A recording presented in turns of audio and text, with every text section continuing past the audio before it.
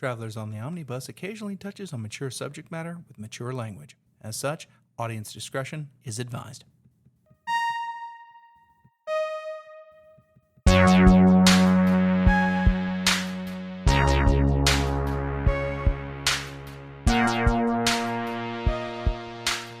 Welcome to Travelers on the Omnibus, a field trip through nerd and pop culture. I'm Jody Kite. I'm Ethan Skinner. I'm James McCarthy. I'm Brady Davis. Well, we survived Wrestlemania week. Haha, spoilers. Yeah. We might talk about that here. We'll probably talk about that. No. But first, I'm going to really talk wish you'd about have done what? what Like, there was some of that too. There was a little bit of that, yeah. So I spent my week watching live shows from King Gizzard and the Lizard Wizard. That's one way to spend your weekend. He's mentioned them before. You've never heard of King Gizzard and the Lizard Wizard? I'm pretty sure I would have remembered that. Hey, before you look it up, why don't you... No, hold on. Hand me that. I'm not going to do anything. Before you look it up, I need to ask you a couple of things, just hypotheticals. So I'm going to tell you they've been around for about 15 years. How many albums do you think they have? I really want to say like an exuberant number. I'm going to say like 37. That's a lot, but not quite that many. Gotcha. Okay. I'm going to give you a hint. They don't know how many albums they've done. So they were on Gotcha. A radio show to do like a small set of like 45 minutes. One of these like, higher known indie radio shows in like New York or something. I can't remember the name of it. Starts with a K. Anyway, she's like the studio owner. She's really big into them, right? Mm-hmm. And she asked the all 9 members. Because at that time they had 2 drummers, because they're a prog band. Yeah. And she's like, "I'll give any of you $100 if you can tell me the titles of all of your albums." And they just went, "We better get started now. We don't have time." Not counting live performances, I think it's around 23. Jesus. Or 24. It's not too far off from from Ethan's guess. All they do is record and tour. That's all they do. And they're really good. So last year alone, they started before last year, but last year alone, there are at least 4 pro shot live shows that they've uploaded to their YouTube channel. And they're all somewhere in between 2.5 and 3 hours long. Jesus. Because for some reason, like they're already long songs they like to jam out to when they're on a show. So like they have this song called Supercell, and that song is normally 4 minutes long. They played it for 8 minutes because you got to have like everybody's got to get their solos in, Mm-hmm. So and the crowd was crazy. It was in Stanford and California. I think this is the longest name of an album I've seen so far. What's the name of the album? This is the one with Supercell on it. Petrodraconic Apocalypse, or Dawn of Eternal Night, an annihilation of planet Earth and the beginning of merciless damnation. They also like concept albums. Yeah. But then they also have Flight B741. Yeah. That's a song about something that happened after they had recorded. Flying Microtonal Banana. Mm-hmm. Yeah. I can't remember the name of the album it's on. Quarters. Yeah. Catching Smoke is a good song. Are you okay? No, it says quarters. Yeah. With an exclamation mark. Hey, okay. No, I wasn't sure what the fuck was going on there. It has now an exclamation mark. All makes sense under God's earth. You got another pull there. Another pull, quote to pull. Ice, death, planets, lungs, motions, and lava. And I don't even have to up the volume. Yeah. It's great. It's right there. Yeah. And these are some way out there album names. You know how he knew to put the exclamation to it? Education was a big factor in my upbringing. There you go. Yep. So if you want to check out any of their songs or videos, you should check out Supercell, Catching Smoke, and Psy Boogie. But Catching Smoke is probably one of the better songs they've had come out in a couple of years as far as quote unquote singles go. Mm-hmm. I think they're on a label where they're the only band on the label because the label doesn't need anybody else when you're putting out 2 albums a year. Yeah. Do they Do they not own the? It'd be funny if they don't own the label. They don't own the That's label. amazing. They're just like, just keep bringing in the money, guys. Yeah. Yeah, and we'll just spend it. Yeah, because I mean, like, you know, all they do is tour and record music. But yeah, those guys are awesome. I really dig it. Like, if you like prog rock and experimental stuff, you should check out King Gizzard and the Lizard Wizard.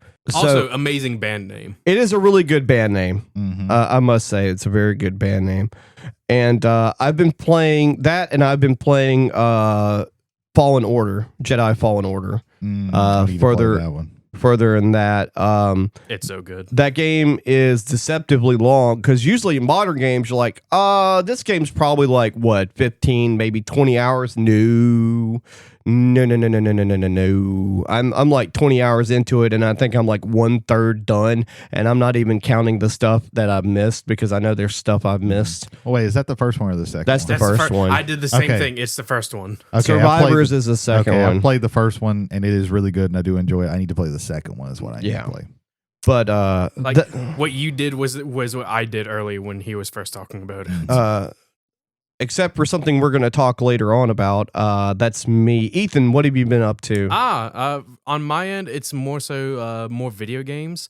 They came out with the final patch for Baldur's Gate 3, which fixes a lot of dialogue options and discontinuity. Like, and like if you get something really early on, it doesn't screw up what happens later. It adds 12 new subclasses for each class. So I really enjoy. I'm liking the customization options, and I'm going in a different route than I did my first playthrough. So I'm liking the different options and trials that I'm having to go through. The second thing is me and Bianca are playing a new game together called Schedule 1. It is basically drug dealer simulator. Yeah. That's all it is. You can Let me clutch my pearls. You can create different strands of different drugs, and it has different effects, and it is hilarious to watch. All I did was go around with the frying pan and beat the shit out of people. That's not a drug. I explained to it could be a good alternative. You ever been on Uncut Frying Pan, boy? You have no idea what it's like. That's Cast iron high will get who you was going. that did the there was the This Is Your Brain, This Is Your Brain on drugs, and then there was the Oh, This is Rachel your- Lee Cook. but then Rachel Lee later on they did one that This Is Your Brain on crack, and she just like destroyed the house with a frying pan. Yeah, and I was hot for her. Yeah. Jesus, For sure. That was still Rachel Lee Cook. that was did Rachel one? Lee Cook. Yeah. Yeah, no, because the original is just some dude who's like, "This is your brain on drugs," and it's like, Right. Okay. my favorite part is like, because it starts out like the original, "This is your brain on crack," but it's not over, and then she just gets Starts to demolish waylaying like an oven. Like And this is what it does to your family. She just slams it and into your the job and your vagina. life and your future, and then she's like sweaty at the Yeah. end of it, and like, I don't want to do drugs now. when I want to do something else. when Ethan was talking about the game, I explained to him that there was an old school game that was like that, based off of Trade Wars 2000. Yep. Which was a text-based game. Yeah. That you could play with other players and get overcharged for space parts. But then someone reskinned it for drugs. Yeah. And I cannot remember the name of it to save the life of me, but it was the exact same game, but instead drugs. The DS had Grand Theft Auto Chinatown Wars, where a big part of it was selling drugs. Yeah, that's really me on my end. Brady.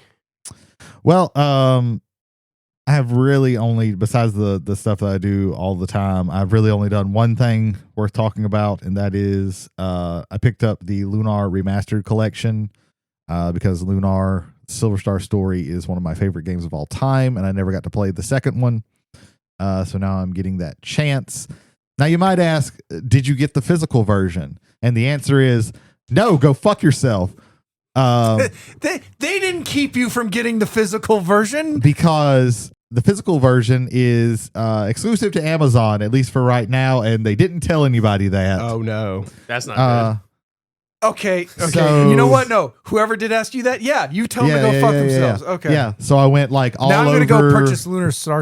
Is I'll be back here. So I went all over town, looking for it, and it was not anywhere. And then it was not available in Amazon because apparently there was like 10 of them on Amazon to buy. Oh no.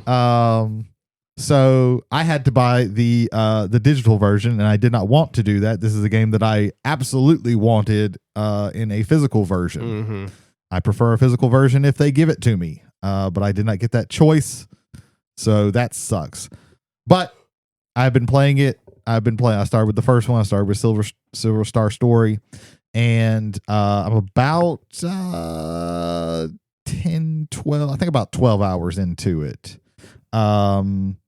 They redid the voices. It's new voices, but all of like the sound effects and everything and the music is all the same. I think they remastered the music, but there's no like I can't tell the difference in the music. It's really good, bringing back a lot of nostalgia. I think it is an excellent story. It's very interesting. It really gets by a lot on its characters. Its characters are very strong. And they always have and they have interesting, fun little interactions with each other.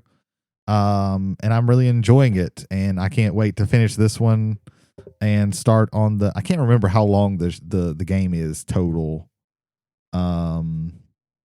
You can purchase it for $129 on Yeah, Amazon. yeah, it's on. There's only one copy. Yeah, because Yeah. and that one It's copy probably- is a resale. You can also get it resale, for like $100 and something off of eBay. Mhm. Yeah, So, but Wow. but if you're going to do that, just buy the Mona Lisa. I'm pretty sure if it got on eBay, there'd be a discount. yeah. So, I'm really, really enjoy it. It's a wonderful game. I highly recommend getting it. Like I said, it redoes the voices. Some of the voices were really good, but some of the voices were really bad, really bad. Yeah.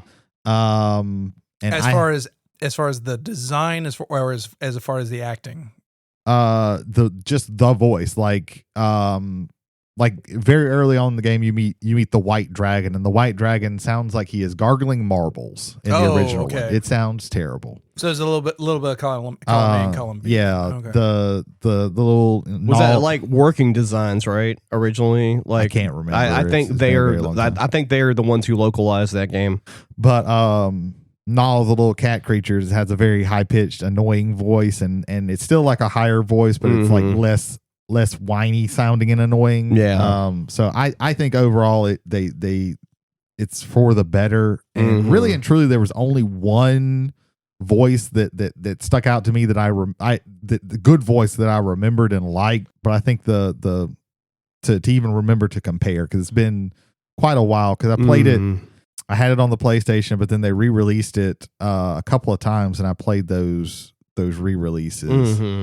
Yeah, because it was originally re-released on the PlayStation 1. Yeah, it originally came out as Silver Star on the Saturn, and then they redid it and changed some things around. Because then it became Silver Star Story Complete, and then Eternal Blue Complete. Yeah.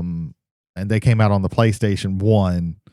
And then there was a really, really bad, I guess technically a prequel on the DS that was terrible that I played like a little bit. And then they did a remake of it on either the DS or maybe the Game Boy Advance. But then there was a PlayStation portable version. And I think I had that. I played through that one as well. But that was forever ago. I haven't played it in a very long time. But Yeah, it's a very fun game. I think I remember that a lot of the games that Working Designs repackaged and localized had terrible dubbing. Yeah, I think most of them, because that wasn't the only one they did. They've been out of business since the I think the early mid 2000s or something or whatever. Like I think the handful like companies that just basically like localize and translate games now are like Xseed and Cave. I think Cave still does some stuff, but mostly like shmups or whatever. But yeah, I also wanted to get a copy of that game physically, and had the same issue Brady had. So I'm gonna wait for it to go on sale digitally. But then again, more copies might be available, and then again, we might have to wait for some kind of like maybe limited run. We'll do a physical copy of it. Somebody told me that they're supposed to be making more, but I don't know if I'll ever like end up getting a physical copy. I think personally, like, because Suikoden 1 and 2, I was able to get physically like almost the day of. On the Switch. I can still you can still buy it off of Amazon physically. But I think they knew that there was going to be a pull for Suikoden. I don't think they knew the pull for Lunar would be as big as it was. Also, I think that's part of it. I'm not saying that ameliorates any kind of like, but I'm just saying that they didn't put it out as many because they didn't think to put out as well. many. Unlike Suikoden and some of the other more known titles, Lunar, again, much like Working Designs, this time was released by a third-party publisher that doesn't do anything, like Gung Ho Entertainment or some shit or whatever. Yeah. It's not attached to, like Suikoden's what, Konami or Yes, Konami. Yeah, Suikoden's Konami, and then Capcom made some back in the day. I think, I don't know, maybe not. Maybe I'm stepping outside my bounds, but yeah, I can't remember who did Romancing Saga. Was that Sega? Who did Romancing Saga? I think that's Square. It might be. I'm almost positive that's Square. It might be because they recently remastered one of those, I think, or that's coming out soon. I can't remember, but yeah. This one's cool. It has like they kind of redone the graphics, and I think they did a good job of like still keeping with the old style. They didn't just like smooth everything over. One of the things that really drew me to the game from when I first played it was it has like anime cutscenes. Like oftentimes, like pretty much every time that a character gets introduced, you get to meet the anime version of them, and that looks cool. But then also all the sprites look cool and still I think hold up. It's a very like old school looking game, but it's still, I think it holds up pretty well. Romancing Saga is Square Enix. Yeah. Square Enix, okay. Yeah. That's pretty much been it. I haven't really done much else. Jay, what you been up to? Quick piggyback off of his last bit. The sound design for Dragon Quest 3 2D 3D remake has been exceptional. I love the fact that like everything, like the background sound is a completely remastering, just absolute, and with one of some of the most classic themes in role playing games. Fantastic. The voice acting has been great. Yeah, it's crisp. It's right to the point. Love it. Just finished off in I can't remember. It's basically the city that's like Tokyo, like Edo, not Tokyo. Excuse me. And the voice of Orochi was really just well done. Like the sound about it. I still love the fact that they used the old staircase sound from the game from the NES whenever you're changing screens. Like they did the like little clop, clop, clop, clop. I love that. I think it's great. I think that's an example of where sound, like when the sound's done right, it really just ties everything together in a game. And when it's done wrong, it can kind of distract. Yeah, I think they're figuring out from like other companies or even the same companies like missteps in previous iterations of remastering games of what to really do and not to overdo it. Well, yeah, just some of the differences in this one, like you can speed up, you can change the combat speed, which is good because it's not real time. It's just you put in all of your what you want everybody to do, and then everybody does everything. And you can speed that up so it makes fights a lot quicker. One of the cool things about the game from the start was that you could see the enemies on screen. So and when they saw you, they'd rush to you, but a lot of times you could like outmaneuver them if you want, because most of the time you were just a little bit faster than them. But then they also used to, one of the things that you did is everybody had first you had like equipment slots, but then everybody had like their own inventory of like so many, and then your little cat thing Null had inventory slots, and it was much more than everybody, but you couldn't use those in fights. So if you want somebody to have a healing item, you had to give them that healing item, and it was very limited. And now they've just thrown it. Now you can change it to where it's just you just have one inventory thing with all of your. That's helpful because every item that you have takes up a slot. Like if you have 5 herbs, which are the basic healing thing, that takes up 5 slots in that. So Right. So you have to be very careful with that. And this makes it so much simpler because you Right. don't have to worry about, okay, well, I gave this thing to this person. Sometimes people will just like leave, and if you fuck up and like give them shit that They take off with it. they take off with it, it's gone. They're not coming back. You got characters who they'll be like, nope, I'm going to stay here, and you don't get access to them anymore, so you've lost whatever you gave them. Yeah. That happened in Final Fantasy VII too when Aerith died. That's probably one of the reasons why most people get mad at I that. hope you didn't grind up for her level 4 limit break. Yeah. You won't get to use it very long. No, but it was really awesome. I saw somebody do that shit. But yeah, so yeah, that's Back to Jay. That's Yep. back to Jay. Hello, back to Jay. So I picked up the Story Engine deck a couple weeks ago. I also picked up the World Builder deck that goes along with it. This is sort of paid promotion, except I paid for it. They did not pay to plug it for us. I've been wanting to get back in just like some freeform, like, storytelling, and just kind of like just getting some of the ideas that are in my head out of my head. And I've been seeing ads for it, and I'll tell you right now, the first couple times I've used it, I really like it. It kind of pulls things out. Like, it's very simple prompts that you line up together. It's a few descriptors. It's what their purpose is and things like that. And you just kind of grab that together and just. I've done the World Builder 1, which is pretty cool. Like, you can either build an entire world with it, or just kind of like just pick a region of your world and just kind of let it kind of come out that way. I'm really excited to try to use this with Fabula Ultima with its world creation system, because I think that would make for really like just kind of it already puts together, in my opinion, a really good world amongst the players. Yeah. But to have that little extra bit of it. This paycheck, I just ordered the Lore Masters deck. I haven't gotten that in yet, but that's for making more in like story and more story rather than character stuff. So I'm very excited to see where it's going. And for with our this. listeners, the story engine deck is basically a tool to use to build sessions for tabletop or Well, it's also for writers. For writing as well. Like, it's like, I'd like to add this character, and I've got all these ideas, and just Right. break out the deck, shuffle it, like pick something out. Okay, that looks kind of like, and then just kind of let those prompts lead you down the way, and then ultimately it's your creation, but you had some assistance going along the way for it. Gotcha. I love it. It's very quick. It's easy. It's intuitive. It's just draw some cards, place them around, and how it sounds in your head. Yeah. You don't have to necessarily. In fact, if you don't like the card you got, nothing works. Just draw the next card, see where it goes with that. But it allows you to kind of think outside of your head. I've been locked into, like, in my opinion, the same 4 or 5 archetypes for characters for a while. Yeah. So this most recent one, I have. His name is Giuseppe Andolini.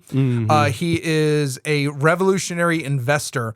And it's like, so the question is, does he invest in like revolutions? Is he like an arms merchant or something like that? Or does he invest in like revolutionary ideas? I ultimately went with investing in revolutions. And like, so he like, it's kind of brought up in my head, Nicolas Cage. I couldn't think of who played in Lord of War, and it's like, I went with Andolini because that is actually the Godfather's actual name. Gotcha. And so it's like created this character that I don't think I would have gone to, because normally I play in the areas that I usually play in. Sure. So it was very good about being able to kind of break out of those bubbles. Out of your So for right now, I will give a strong recommendation to the Story Engine deck. It's about $40-ish. The site that you can get it on, if you order $150 worth of merchandise, you get the shipping for free. I've ordered from there twice. It would have been combined $150. I would have done it once, but I didn't have all the money at the same time. So I've paid the shipping and handling on it. Let me say that. That's how interested it was and how happy I was with the first order. Right. So I'm looking forward to kind of building some stuff together. In fact, just getting a couple of us together and just throwing some of these prompts together and just coming up with characters for something. If it, or nothing. Maybe they'll just be people that have always existed. That sounds like a fun time to me. Yeah. So there's this local pizza restaurant. Oh man. And they allow for online ordering. And so I ordered online, and I went over, and there was like 12 people. Now we're recording on Thursday night, the first night of the 2025 NFL draft. So there's a lot of people that want to like sit around and have some food and like talk about their favorite sports stuff. I get that 100%. What I don't get is that there's 12 of us in a room that's built to take 10, and we're all just like, okay, like, what's going on. And we're just kind of there, and like someone from back behind the counter goes, it's like, have you guys placed your order yet? Well, we ordered online. And then they stop for a second, Mm-hmm. and then they go over to where the online orders come in, and it's oh fuck, we've got 7 online orders from over an hour ago. They screamed that out where everybody could hear that. Not just the people in the back, but us. Right. The people who ordered online an hour ago. Yeah. And so that was invigorating. I immediately went to my phone and started live chatting the entire debacle to all of my friends. And I actually legitimately started worrying about you because I hadn't seen should. you in like 30 minutes. Yeah, no, it's one of the reasons I'm Yeah. alive, but I'm in Yeah. terrible danger. Like it's just the way it was. So like some of the jewels, the lady who proclaimed the oh fuck 7 orders also said, I need 2 sausage pizzas now or these people are leaving. I'm like, you're going to need way more than 2 sausage pizzas. Because I don't want sausage pizzas and I'm considering departing. And so there was that. And then a lady, it's like, I wanted a 2-liter diet soda. And the same lady behind the line said, we don't have soda. I'm going to edit that out to say soda. Okay. So because I don't want to get sued by this Sure. company. I'm just going to say that right Sure. now. It would be already enough to have waited an hour for my pizza. And so I said, I need a 2-liter diet. Oh, we don't have it. We don't have it. And I'm literally standing next to the diet soda she wants. It's in a case. There was 12 of those motherfuckers. Yeah. And I was like, well, ma'am, no, here's one right here. Oh no, the lady behind the counter goes, oh no, those are hot. Oh, I don't care. I'll just drink it. And then like, so I'm helping her move it. And the employee said, you drink soda hot? Gross. This woman just gave you money for your food. My response, what the fuck? My response to that was, I have ice at home, idiot. She may have said something similar to that, Yeah. but I was just so gobsmacked by you have terrible taste in things that you consume. Eat our pizza. Stress makes you say some dumb shit. Yeah, no, that's fair. Because I'm sure she was freaked out by that's the that's fact fair. that they had But, all those like, orders. I was in there like 10-15 minutes before they noticed the whole Right. fucking, You were gone for like 45 Yes. from the store. And I this place placed- is right around the corner. I'll go even further than that. I placed the order before I dropped Jody off at the shop. Right. Because I wanted to see everybody real quick. And then I said, Yeah. I'm going to be right back. Right. Like 10 minutes. Yeah. Because the thing said it's going to be in 10 minutes. Yeah. It wasn't in 10 minutes. Well, you placed that order when you picked me up. Yes. And it takes 15 minutes to get to the shop from my house. Yes. So Yes. they had 30 minutes to make Yes. your food Yes. before you even got there. And then you had to wait another 30, 45 minutes to get your food. The store offers a Censored. I unfortunately am going to cut that part. You didn't hear it, passengers. I apologize, but again, I don't want to be sued because while yes, my story did happen, I can no longer confirm that it happened. Yeah. There you go. All this is just merely anecdotal. Yes, all of this is merely for the main topic of what we've been doing, Wrestlemania 41. Surely talking about WrestleMania won't make us angry. No, there's nothing in wrestling that ever makes anyone feel bad. There's or nothing mad. that happened during WrestleMania that will make me forget about almost all of the other things that happened at WrestleMania. So, the too long didn't read. I liked WrestleMania 41 as far as number of matches I enjoyed watching. There were way more this year than there were last year. Yeah. However, and I find this, and I put this to the travelers here, to anyone in the studio audience, and to any of the passengers. If your main event if your last of show main event does not hit, you could have had a golden performance all the way through that, and the entire thing will feel like shit. And I feel that is at the very least what happened with WrestleMania this year. I loved Jay versus Gunther. I've seen a lot of people hate that this match opened it up. I thought it was great. It was There's great this weird energy. thing online where like people are really hating on Jey Uso. And they're mad. They got mad that like Gunther submitted, so I guess they haven't watched the match where he submitted to Ilya Dragunov. Ilya Dragunov. Well, in night 2, they popped for almost every heel that won.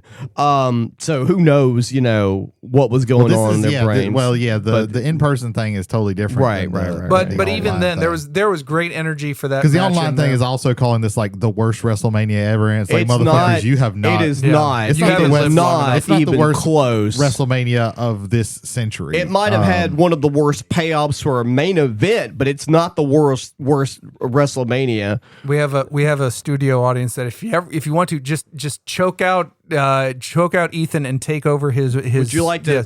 He's getting up. No, you stay. Choke out Ethan. Okay, he's not going to show. Oh no, he's just going to take it. Ladies and gentlemen, from the Whiskey and Wrestling Podcast, the number one, formerly of that's on hiatus. Spoilers. Hang on, the number one retired wrestling podcast of all time. Ladies and gentlemen, Jason Holder. Jason, take it away. Few things. One, if your go home is ass, your show was ass. I really don't. I can't say much more than that. Two, this was a perfectly meh WrestleMania. Okay, it wasn't bad. It wasn't good. It wasn't WrestleMania 2000. It's not that garbage. It wasn't the WrestleMania where The Rock upstaged people and Cena was involved in the main event. Yes, because The Rock wasn't there. It wasn't the WrestleMania where Brock Lesnar beat Roman Reigns and then threw the title at Vince McMahon. It wasn't that. No, You're right. That was a good one. Most of the matches were serviceable. There were a few that were very poor. But I don't think anything was as bad as Jay versus Jimmy from last year. Yeah. That was pretty bad. The biggest problem I had with the main event was last year, Cody Rhodes beat everybody, including God, I believe, to get his title. And this year, a Travis Scott and a belt shot was pretty much what did him in. So I'm of the opinion that this year they should have either had no run-ins at all, or have everybody, including AEW, should have had to run in for that match. Last year was overbooked like a motherfucker, and then this year you have Travis Scott, and then that would be fantastic. If Ric Flair comes in to beat Mox for his 17th title. Did you think in the year 2025 you would ever say Ric Flair winning a title is the best thing that could happen? So that's what you've done to us, WWE. For me personally, night one was pretty good. I like night one. Night one was. If you switch the main events for night one and night two, as far as which night they were on, does this go from does this raise the WrestleMania in your head? I mean, possibly. I would think so. I would think so because again, because like I said, that last because you don't end it with shit. Yeah, they end it. Yeah, Paul Heyman turning on Punk and Reigns at the same time. Yeah, that would have been fantastic. And then the follow up on Raw the next night, which think just that capstoned it so good. Well, the reason, I hated that for multiple reasons. So my personal opinion on it. If you're going to do that, because apparently this was like part of Becky coming back, like she wanted to be in WrestleMania, they could have figured out something else. Yeah, they could have had a run in. They could have done one of two things. They could have either had this would have made more sense to me. They could have had like a backstage spot. Sorry, Valkyria, where Valkyria is like, oh, somebody's beating her up and we don't know who it is.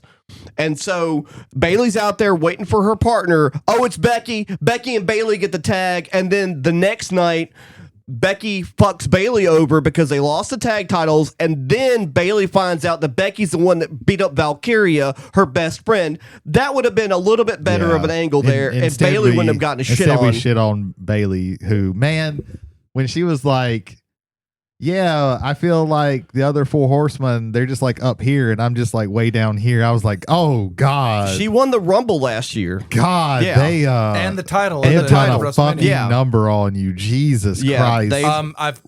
I've heard she has like her shoulder is fucked. Yeah, that's the reason why they had to pull her. Yeah.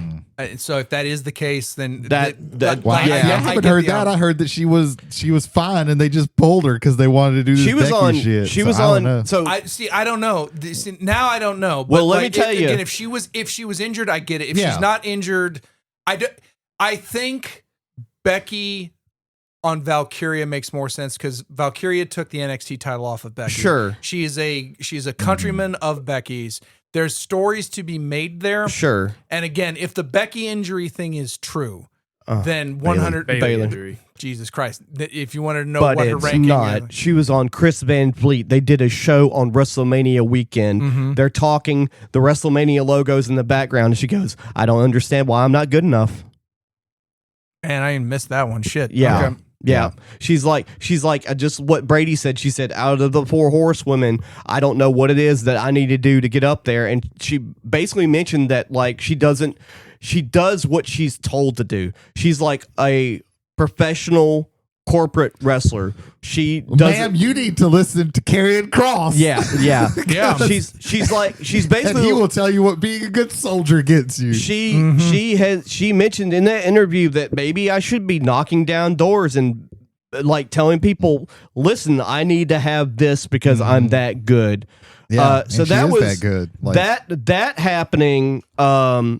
Of course, that angle didn't end. They won the tag titles or whatever. But I was like, oh, it's Becky, and then I'm like, wait a minute. I don't know if I like this or not. yeah. You know? I did.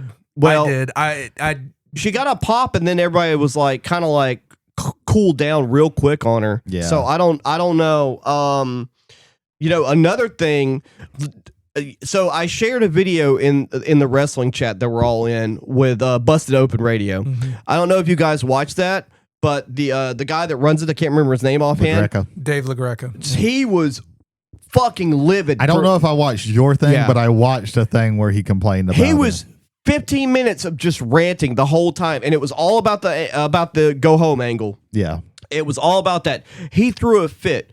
Fucking Ariel Helwani also on his show. Well, what I saw was him like complaining about the Rock interview where he threw pretty much everybody under the bus. Yeah, there was that too. But they like I don't know both if it was part of the same thing. though. both of those guys fucking just yelled for like 15 minutes. They're just like, none of it makes any sense. Yeah. It's like I watched the follow-up show on Busted Open or whatever, and he's like, none of this makes any sense. It's like if so-and-so called you, like The Rock, calls The Rock and's like, hey, listen, we need to sell more tickets for Elimination Chamber. First off, that doesn't have to have anything to do with any angle with anybody. Yeah. Secondly, they were only down like 1,500 seats or something. It wasn't even anything that big. Yeah. So that is a whole wash. And then all The Rock had to do, the crazy thing about it, and this is just angry armchair booking, but all The Rock had to do, but he didn't want to tarnish his evil heel character or whatever. All he had to do was, instead of Travis Scott coming out, his music hits, but then he shows up on the Titantron and just says, you should have picked me, Cody. And that distraction causes him to get nut-shotted, and that's it. At least that would have been something. I would have hated that more Really? because he's not there. Yeah. Like, I don't even mean from it's a heel doing a heel thing. It's you couldn't even fucking show up for a minute. You had to do a tape. Yeah. And if I'm sitting in that shit and I paid the embarrassing prices, Randy Orton's fucking take on that, not mine. If Yeah. I'm paying those embarrassing fucking Yeah. ticket prices and I get a fucking VHS of The Rock saying quarters, and then Right. like, no, fuck that. That's worse. So this girl that was talking to Randy Orton told him how much money she spent, and it wasn't just for WrestleMania. It was her front row seat for WrestleMania both nights, and for Raw, and probably for some backstage passes. But anyway, it was like $16,000 or something ridiculous like that. I'm sure the front row seat was probably like $5,000 or $6,000 by itself for one night. Probably $5,000 for a front row seat at WrestleMania. Yeah. I would imagine.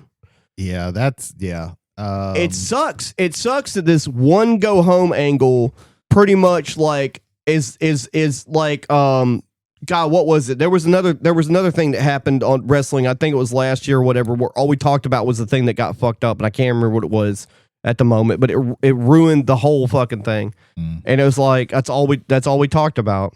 Oh man, it makes me so upset. And then another thing that was said on I think it was Busted Open, or it could have been Helwani's I keep mispronouncing his name. Ariel Helwani. Ariel Helwani's show. But it was if WrestleMania is just a stepping point to push the Raw on Netflix on the night after WrestleMania, because there was a lot. Raw made up for some of it. Yeah. It didn't make up for all of it. But like Gunther literally almost killed somebody. Like Pat McAfee was beat red. Yeah. He could not breathe. Doing Lord's work there, and I don't think it was a fucking work. It looked like a shoot to me, brother. Well, everything that Gunther does looks like a shoot. Yeah. But it looked like Because I'm gonna tell you, what. I'm gonna let you know a secret. It's a fucking shoot. yeah, Yeah. yeah. It doesn't sound like a 2x4 breaking in half every time he swats somebody with a Right. chop if Right. he isn't fucking striking him with that Yeah. fucking chop. He looked like he legit choked out Pat McAfee. He might have. It looked real. Holder, did you see that clip at least of him choking out Pat McAfee? Did that shit not look real to you? I watched that shit live on Netflix. And I did that too. was great. Gunther versus Goldberg. How does a wild Goldberg appear out of the tall grasses? What Well, the, what I mean, the fuck? That's what we've been asking every time that he's shown up in the past Yeah, like that's 10 fair. years. Where the fuck did this come from? Attack on Michael Cole Yeah. causes. Let me say this right now. I loved the reaction to him going back to work. It's like, I'm not, fuck these bullies. I'm going back to work. Like, I dug that. I liked legit it. dug that. I liked it. It was really good because he couldn't, like, for the first 5 minutes or whatever, he couldn't really gather his thoughts. He was just kind of there, which, you know, he sold into it. I did like Cena's promo. The only thing about all this is it just shits on Cody's, like, what was a continuing story. Yeah. It just shits all over Cody. Like There's one detail about this that I absolutely liked. John Cena was almost as white as Sheamus. Like, he hadn't tanned since the last administration. And and hair plugs. He got hair plugs, and he got hair plugs. Yeah. I loved that because it literally was like, if you want to sell this whole thing as the last ride, but I'm doing the absolute least because I used to be up hustle, loyalty, respect, and now I have none of that. Yeah.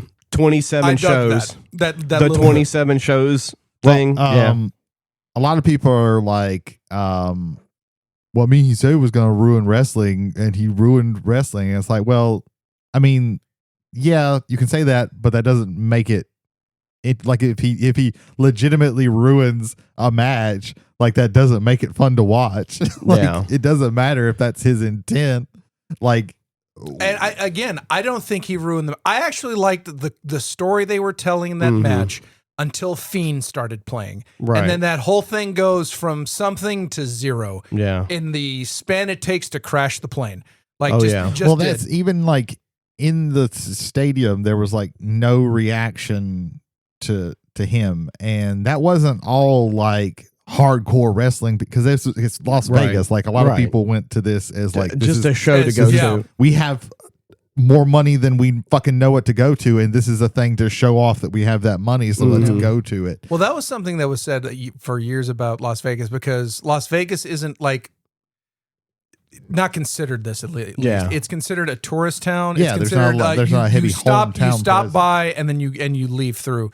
It's kind of one of the reasons why I'm glad it's in New Orleans next year, although I'm not going. Yeah. New Orleans shows up for WrestleManias. The Yeah, I two can that we've had imagine. in I the can Superdome have imagine been if you're amazing. planning on going to Vegas anyway, and there's a WrestleMania coming up in a year, you're like, oh, we can just Yeah. plan our trip around WrestleMania. You know, because those fans, I don't know, man. Some of them were like, all right, but Vegas is not a good wrestling town. No. It's not. It's not consistent like reactions or anything like that. I would almost argue that it's a better town for AEW because like the whole gambling aspect of AEW starts Sure. because Las Vegas was Yeah. the host of some. That of was their some of the gimmick. bigger Yeah, stuff. that was their original gimmick and all that.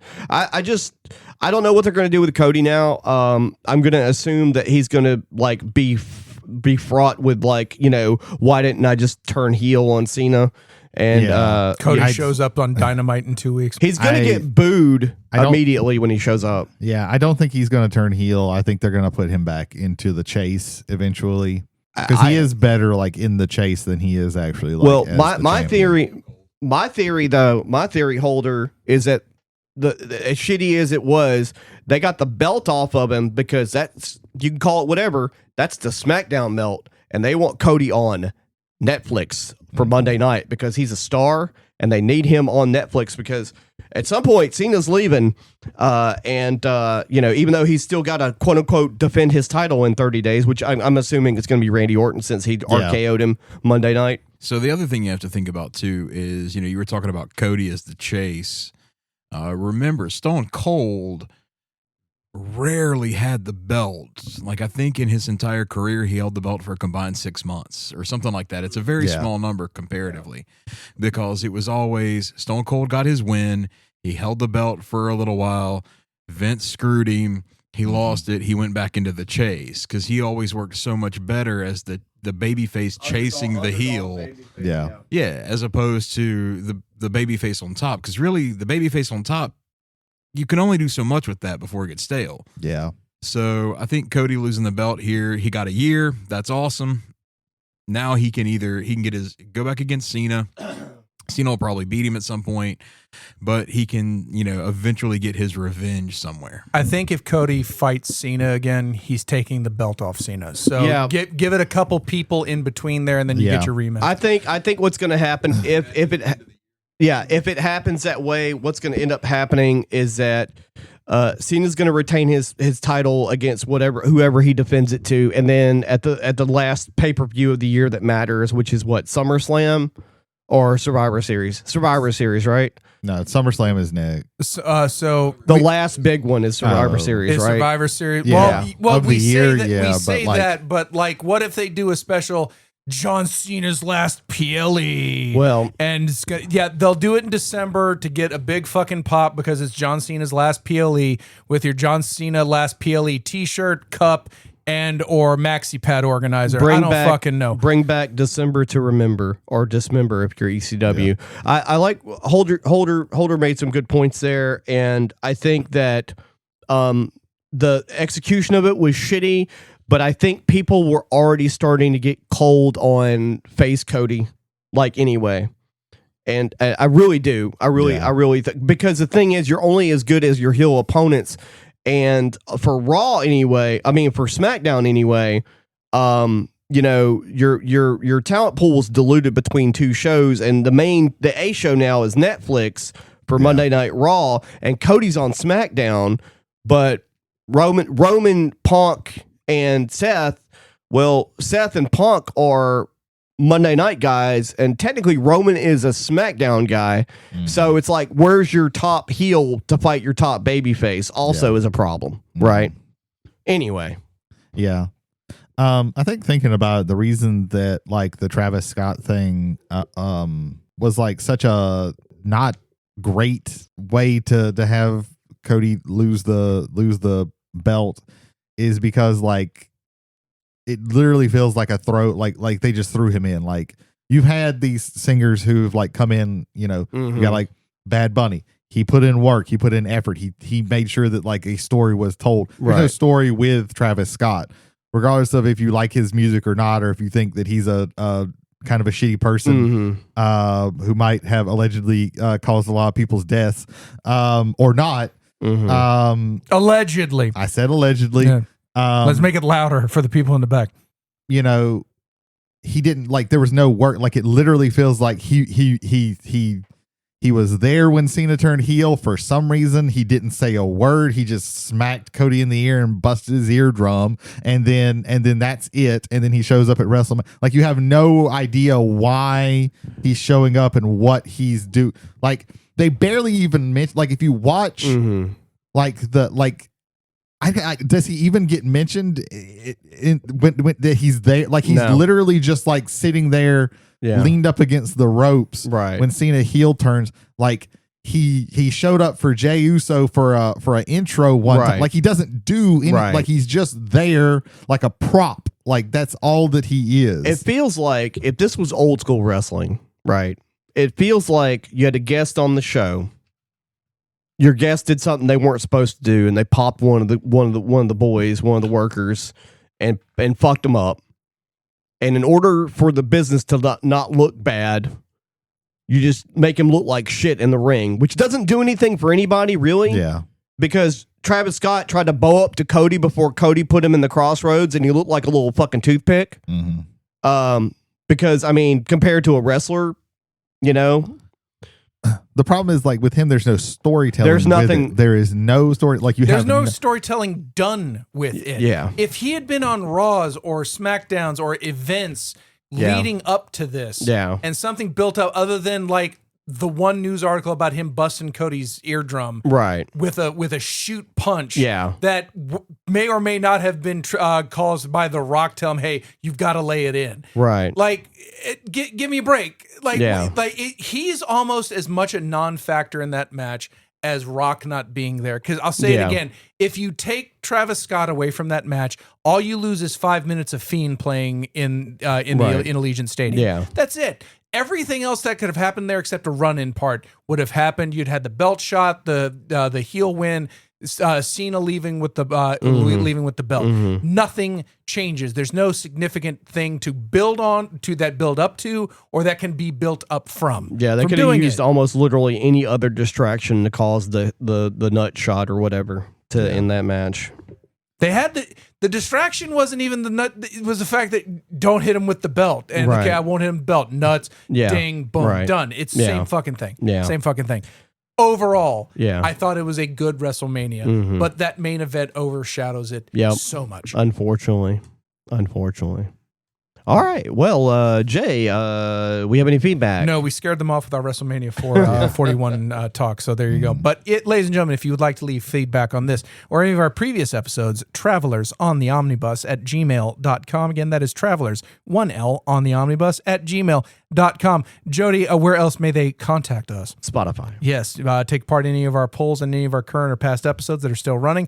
And also leave a comment on any of our episodes on Spotify. Ladies and gentlemen, thank you for being passengers on the bus this week. If you would like to share this wonderful podcast with folks that you like or dislike, but they don't listen to podcasts on the same channels you listen to them to, we are available on Spotify, Apple, Amazon, YouTube Music through our YouTube channel, Travelers on the Omnibus, and iHeartRadio. With that being said, it's time for our main topic. You guys like music, right? I've heard of music. I hate music, actually. Man, you're on the wrong show.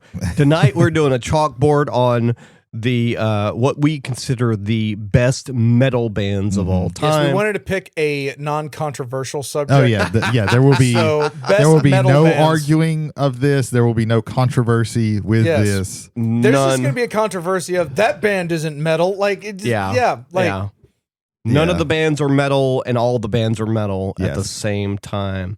So, sometimes when I do chalkboards, and when I come up with lists or whatever, sometimes it is like, objective, and sometimes it's subjective. Sometimes like I try and think, okay, like, what do I consider like the most influential for like the zeitgeist of the whole genre of something, or, and also try and mix my own interpersonal feelings with it.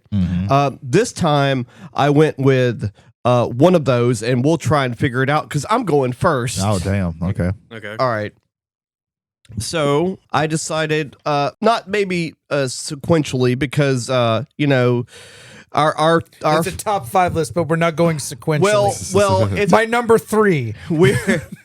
Start off with number 1. The decades in which I chose these, for their influence or like how I have a personal take on them or whatever. So really, for me personally, like, and then just like non-subjectively, like metal started in the 70s, even though depending on the time period, certain bands were called metal that I wouldn't really consider metal. Like, that's just me personally. I consider Led Zeppelin blues with electric guitars. Throw some tomatoes at me, I don't really care. Yeah. Zeppelin's not metal.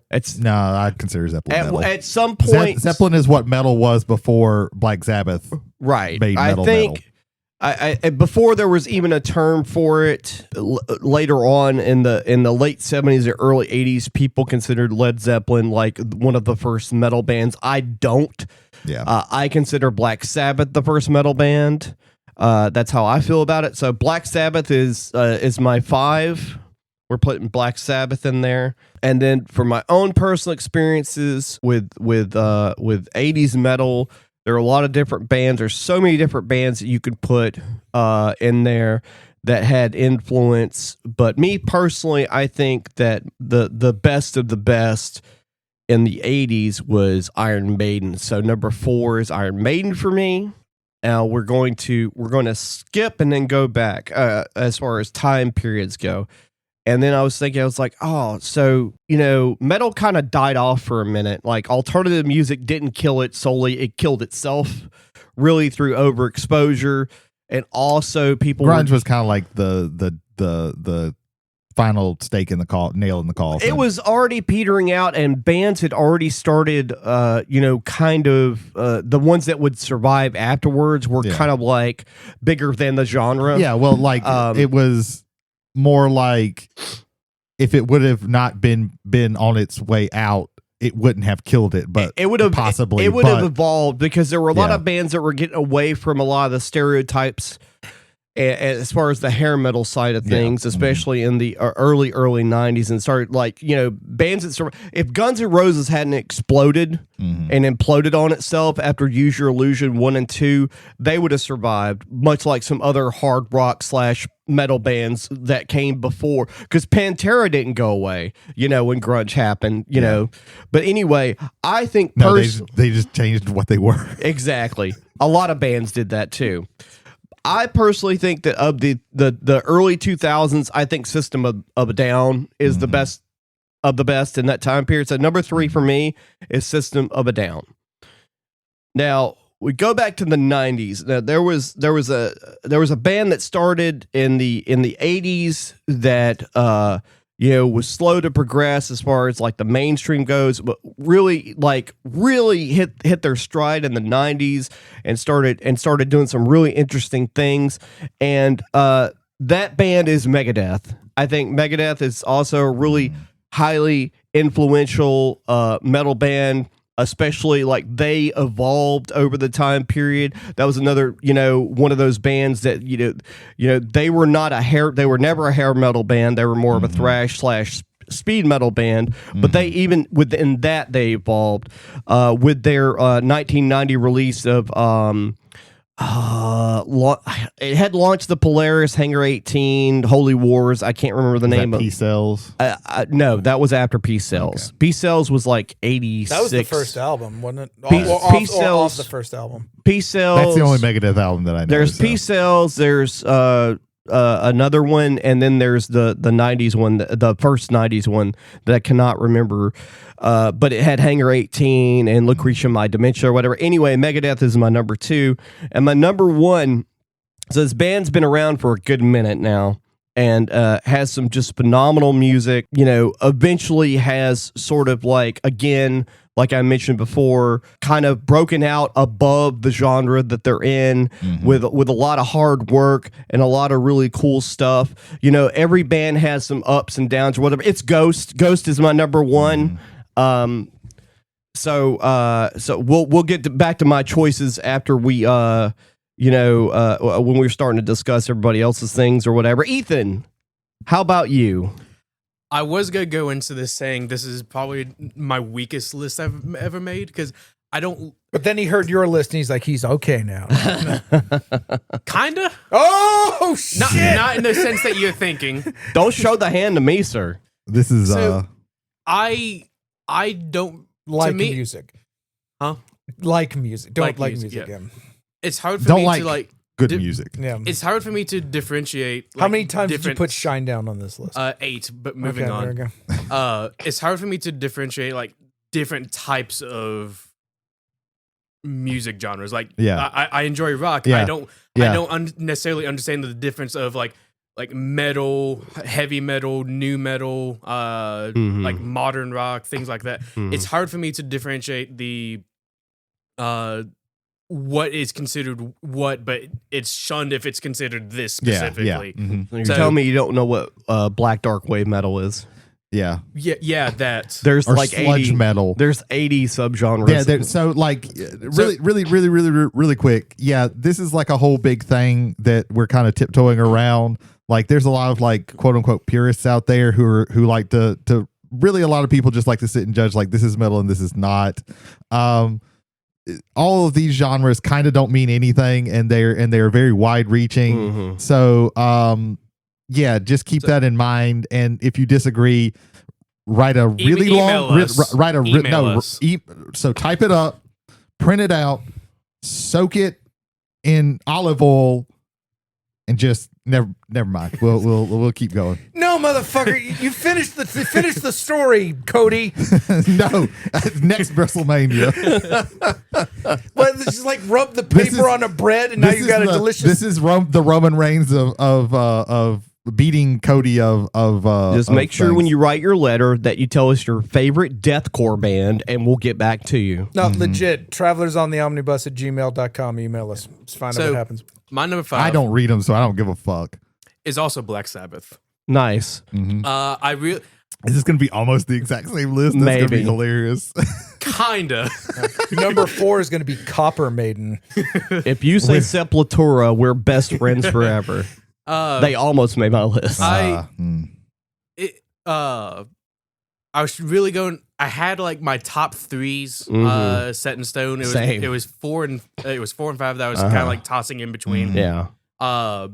I know Jody mentioned this last. No, it would have been really funny if it would have been Black Sabbath, but Dio.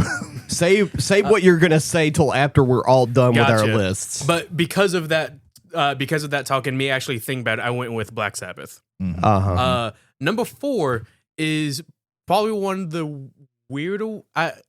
If you say mixed, Guar, I'm gonna like. Blue Oyster Cult. Okay. Okay. Because a lot of things I was saying, like, yes, it's considered metal for its time. Yeah. To me, it doesn't really give, because I'm used to like the heavy guitars, heavy drums, parts of metal. But if the internet is saying it's metal, I'm going with it. I'm going with it. Well, I mean, also, I got some black metal does sound like Blue Oyster Cult. I will say some Scandinavian black metal does have that kind of feel to it. But like, so sure. To me, Blue Oyster is one of those like night driving bands for me. Yeah, like, when I want to think about Satan, night driving is right where I'm at. it does it, okay? Well, I think of one of the songs we usually don't talk about Blue Oyster Cult, which is "Cities on Fire" with rock and roll. That's kind of in there. I'll pose it like this. If your answer to the question is Deep Purple metal, and your answer is yes, you can then say yes to Blue Oyster Cult being metal. If you don't think Deep Purple is metal, I don't think by process you also have to eliminate Blue Oyster Cult as being metal. I think the only reason why Blue Oyster Cult would be in the conversation at all would be most of the themes in most of their songs.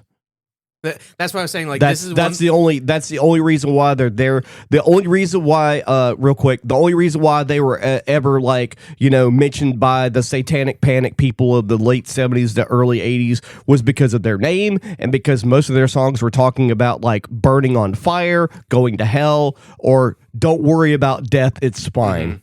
Yeah, this is one of my more like mixed suggestions. It's fine.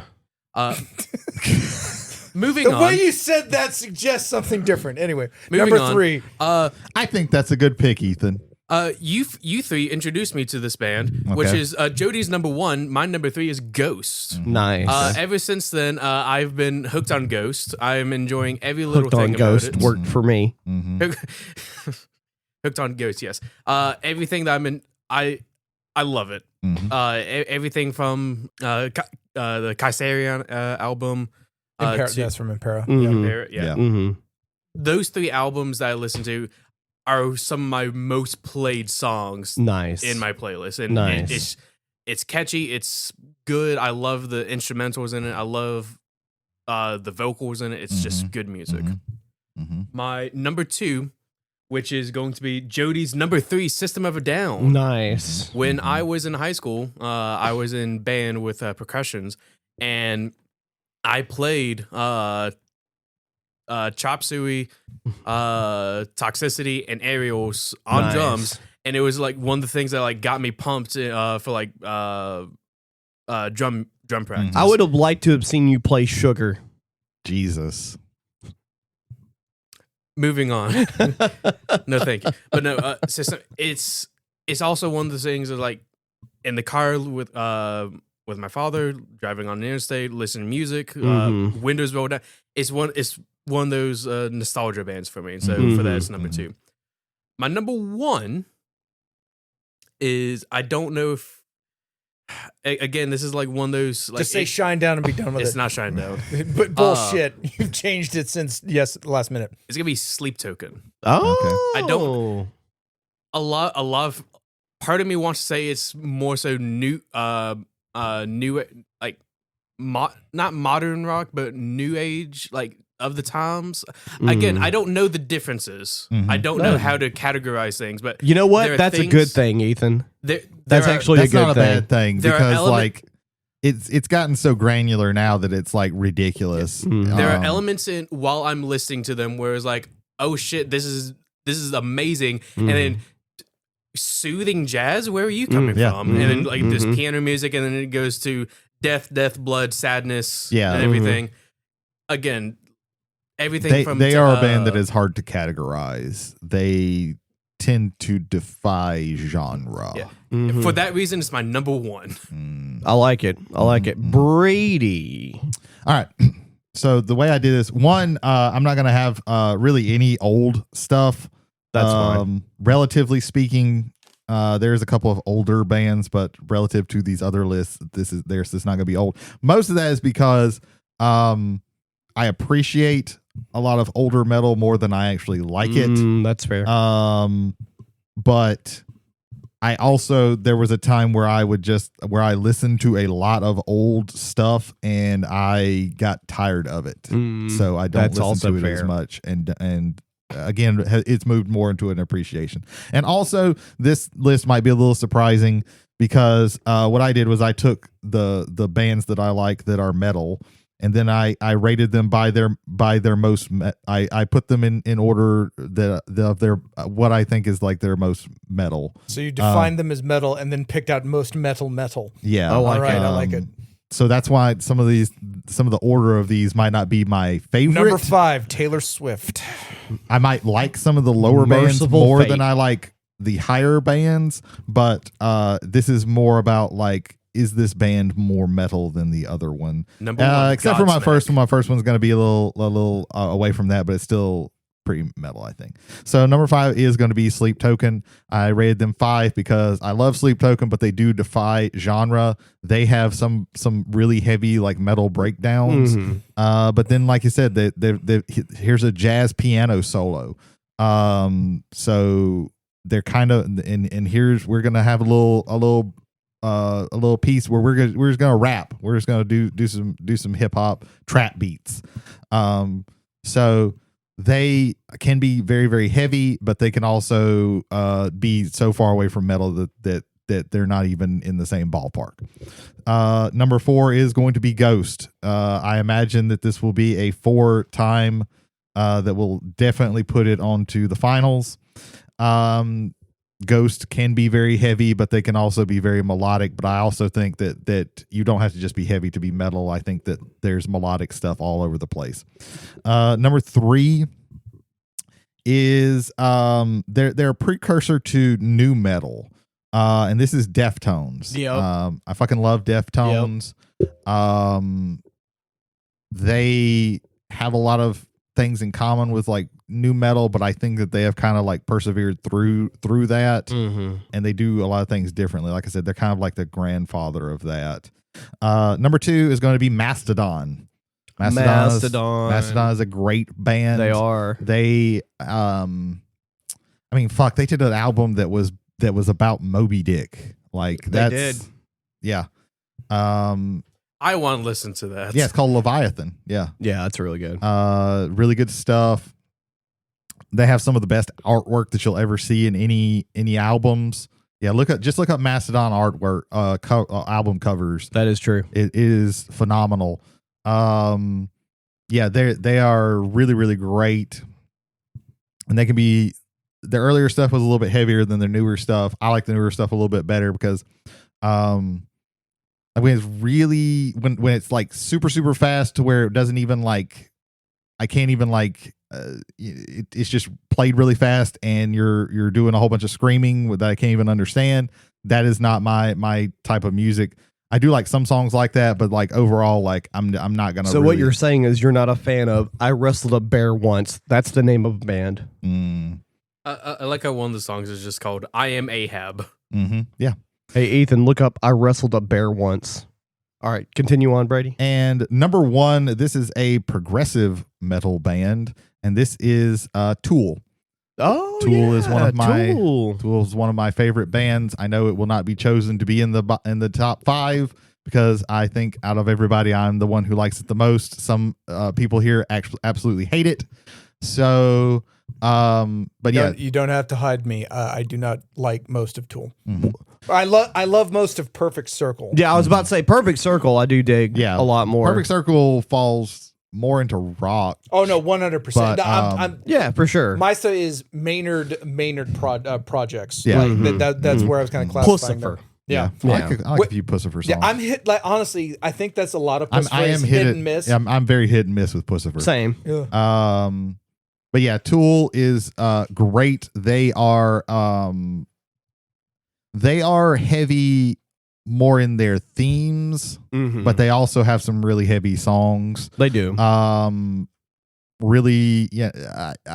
They are a band that you can get fully into. They are very similar to they're kind of like a precursor to like a Sleep Token, where they have like this lore and story all they throughout. do have that, yeah. And weird imagery. They have that as well.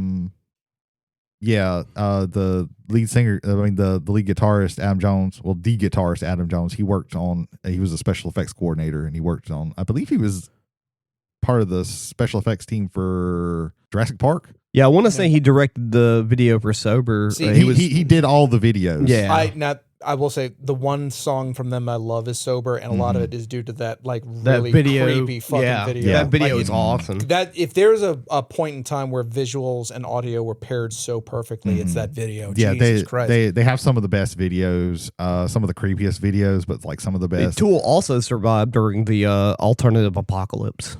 Yeah, they were like 93, I think. They were right there at the beginning of it. Yeah. You know.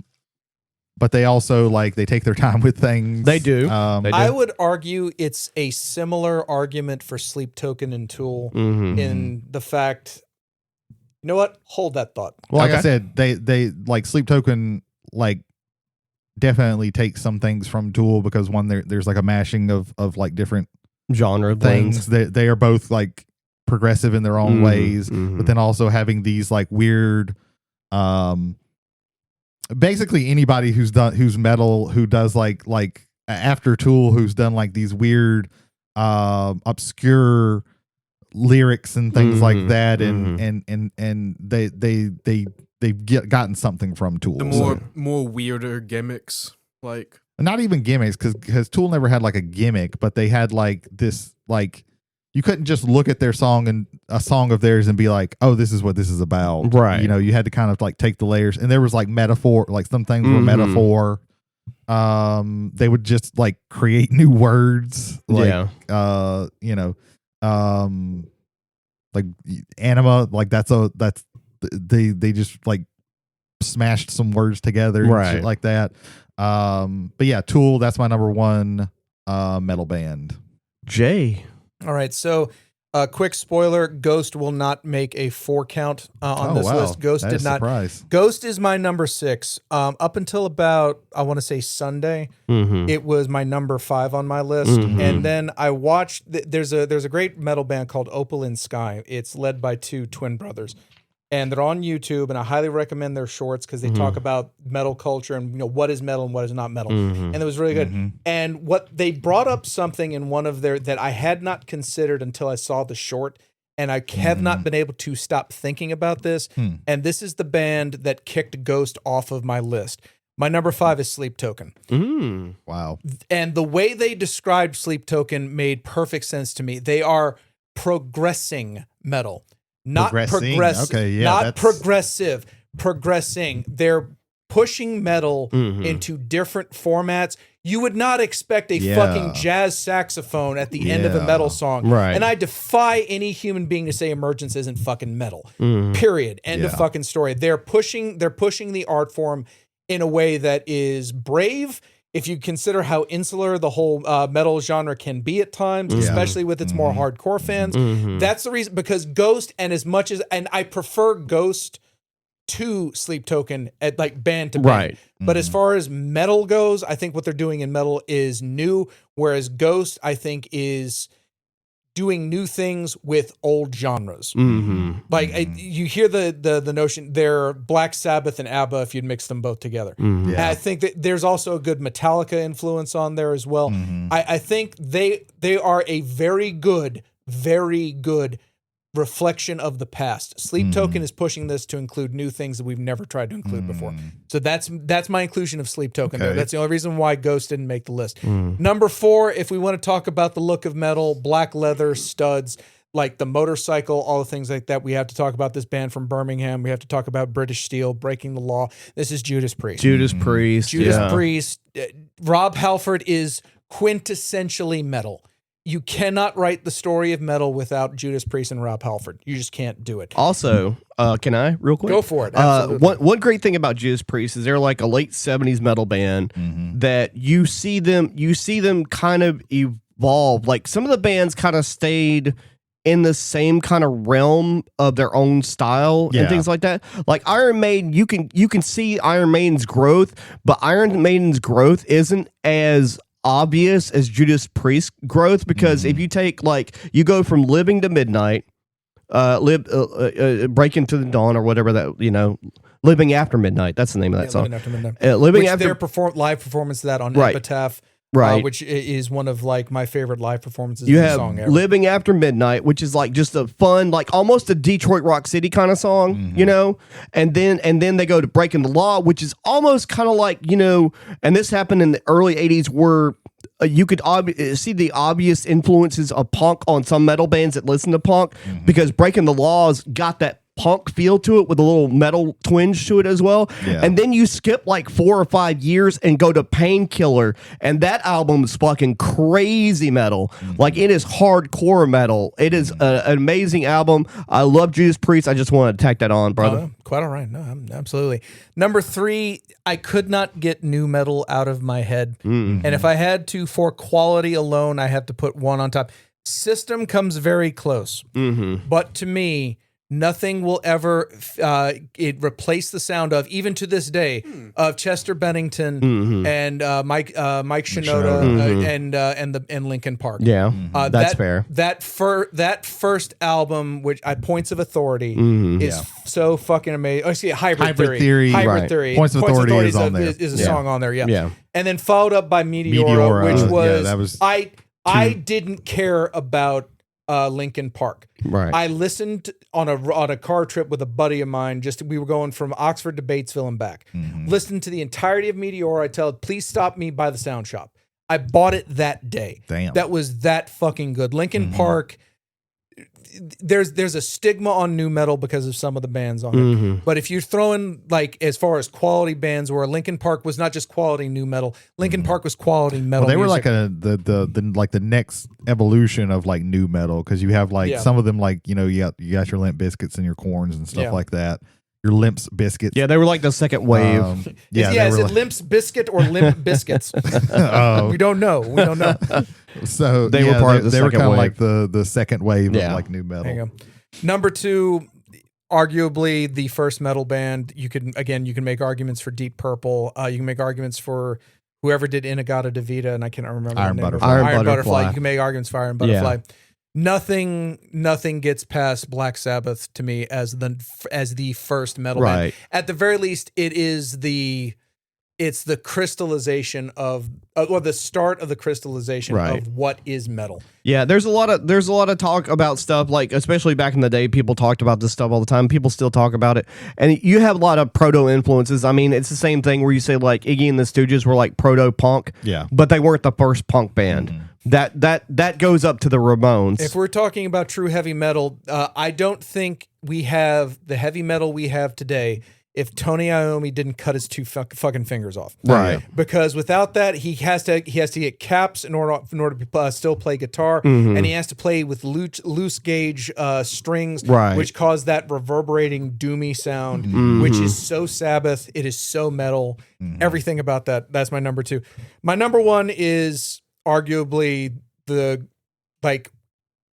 of all of these, I don't think any of them can say they were the biggest band of their time or the biggest musical act of their time. This is the one that I think it absolutely can. In Moscow, they played for an audience of over 1 million. Their first 4 albums are undeniably metal. Everything after that starts the great argument. But if you don't think the Black Album is metal, stop. If you want to say it changed the sound to where they're not them anymore, that's fine. But Kill 'Em All, Ride the Lightning, Master of Puppets, And Justice for All, the Black Album, Load, Reload, Garage Inc., Saint Anger, but it's still there. Death Magnetic and everything that's come after that, and of course, and the 2 Symphony and Metallica. Well, I've just now finally said their name, Metallica. Right.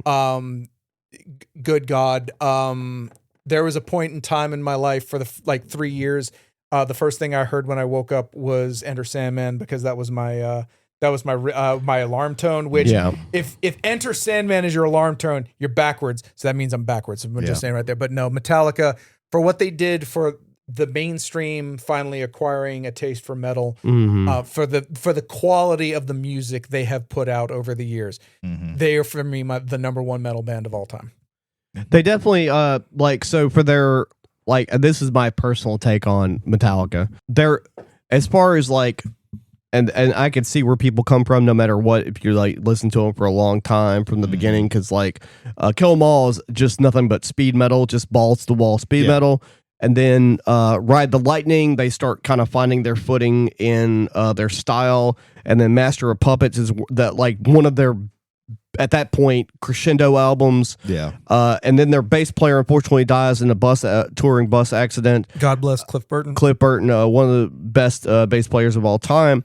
And then they pick up Jason Newsted, and as far as their old style, because some of the songs on Injustice for All were written before Cliff died. So that album still had some of his influence in it. So as far as that style that they had slowly got up to, that's in 87, that's when they peak for that style. And then they go to the Black Album, and they basically change their style and also influence a bunch of other bands that changed their style after that. Probably one of the reasons why Metallica was one of the handful of metal bands that survived through the alternative boom that happened in the early 90s. Is also timing is a thing, because Black Album comes out 90, 91, something like that, right before Nirvana breaks. Right before Nirvana breaks. I think it was 90, and I think Nevermind is at the end of 92. Yeah. I believe. So it's August of 91. 91. Okay. Yeah, right. So it's right before Nirvana breaks. They had a year head start. There was already the alternative bubble was starting to bubble up. Yeah. Literally before then, it was starting to pick up. College music was starting to slowly seep into the mainstream, and it's also Lollapalooza's 91 as well. So it's literally right on around their heels. Yeah. When the Black Album comes out. Well, I would argue that the alternative sound influenced them to the point where Load and Reload are still metal albums, but there's a lot of alternative influence. Well, yeah, later on for sure. But before, metal for the most part is, as far as a genre, just dies in the next couple of years. As far as MTV, a lot of people don't understand this. Outside of big radio stations in places like maybe Chicago, California, and New York, and even there they only had one big rock one, and most of those places didn't play a lot of this shit on the radio anymore, and hadn't for years. MTV was the only place, and I don't know, somewhere around 94, 95, they stopped showing Headbangers Ball and only show a handful of metal bands, and one of them is Metallica. Yeah. So as much as I'm not a big fan of them anymore, I will admit that I was a big Metallica fan back in the day, and I just basically, my personal tastes just change through just overexposure. There's listening to the same stuff over and over again. That's a lot where I am with Metallica. That's just how I feel about it. I think for me personally, I stopped really caring about anything they did after they covered Whiskey in the Jar. not a fan of, even though that was like, they had done a cover album before, which is they did an EP called Garage Days, and then they did another one where they added that EP and called it Garage Day Revisited, and then they re-released that as another package. I thought that was Garage Inc. Or wait, that's fucking. That's the combination of their first EP that they did, like in between Master of Puppets and Justice for All, and then they basically re-released it as a CD because it was released as an EP only on vinyl and a tape. That's why when we were looking it up one time before for some topic on this show, it was a pain in the ass to try and find out where it originated from because it wasn't pressed on anything outside. So anyway, so I like Metallica's covers typically better than the original. Like Turn a lot of them as much. I like Turn the Page by Bob Seger. I just like how heavier Metallica's version is because it really kind of drives home that Jesus Christ, we're tired. Well, it's a better, like, for sure, Whiskey in the Jar is a better version of the Thin Lizzy version of the original folk song, which if you want your ears to bleed, listen to the original Irish version of that song. You'll hate yourself in the morning. But regardless, shots fired at Ireland. Anyway, that country has a history of that. Yeah. No, it's bombs. Yeah. Sunday, bloody Sunday. Anyway, when I was going over, that's how that song. That was vaudeville. What the fuck was that? Whiskey in a jar. Oh. Anyway. Oh my God. Interesting list we all have. Okay, right now. Yeah. Ghost, Sleep Token, and Black Sabbath. All of them are contenders. They all have threes. Yeah, I mean, Across the might as board. well. Throw them on there. I don't hold anything on here sacred, so it's fine with me. And this is before pre-bullets. All right. So, yeah, Ghost for sure, man. I mean... Well, again, they're three... Every one of those of these bands is on three separate of our lists. No. I would find it very hard to keep one of them off in place of anything that didn't even have that barely got a mention on one list. Yeah. So yeah, man, this is going to be rough because I think Sabbath should go at least in the. Being the original. No, we can get to top 5, but we still got to fill out 2 more spots. Oh shit, you're right. You're right. Yeah. Well, I can't see. Just do a top 3 and 4 and 5 are to be determined. I couldn't, to be honest with you, see Sabbath was on that because it's hard to see that from here. But yeah, Ghost, Sabbath, Sleep Token, all contenders. Gotcha.